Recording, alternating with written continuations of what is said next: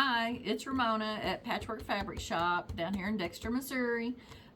This is the second block on our block of the month for beginners. So if you're not a beginner, this will be boring to you, so you can just keep scrolling or whatever. But February's block is going to be a half square triangle. And so for a half square triangle, you need 2 squares of fabric. And I have a 10-inch square here. I'm using bigger squares for demonstration purposes, but you can make them at any size that you want. So if you want a 10-inch, a 5-inch, you can make any size you want, but it's easier to video and Doug doesn't have to be right on top of me if I make a bigger piece of fabric. So I've cut them in different stages, so we'll go through the different stages because I'm not good at editing, and so this is just my very basic video. All right, 2 squares of fabric, right sides together. Right sides means the good, the pretty sides. Put the right sides together, and I'm going to put a little pin just so they won't move on me, like when I'm drawing my lines or getting ready to cut or whatever. So 2 squares of fabric. Then this thing is called a quilter's magic wand, and it is for half square triangles. It's what I use it for. It has a line. You can see this little line here. I peeled it back a little bit on this too. The line is in the middle of it, and you want to put the line in the corner of your fabric. And so you're going to draw your triangle. You're going to aim it so that it goes corner to corner. This one's a little short. We'll just shift it down here in a minute.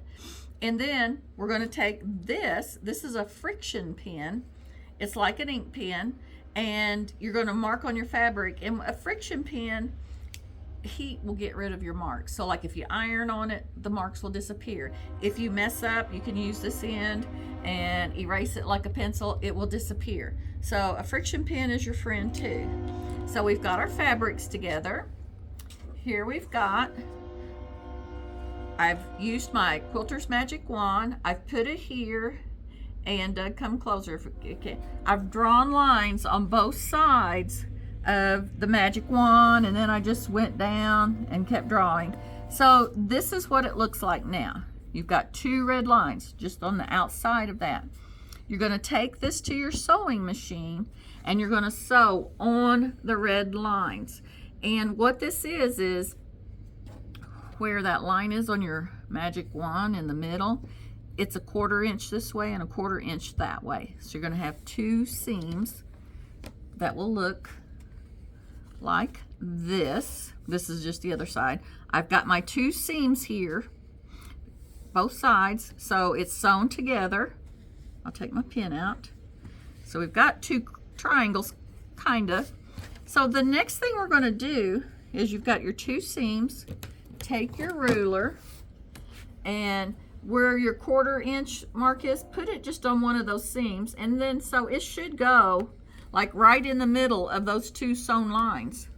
And so when you do that, got it lined up, just going to cut it in half, and you now have 2 half square triangles.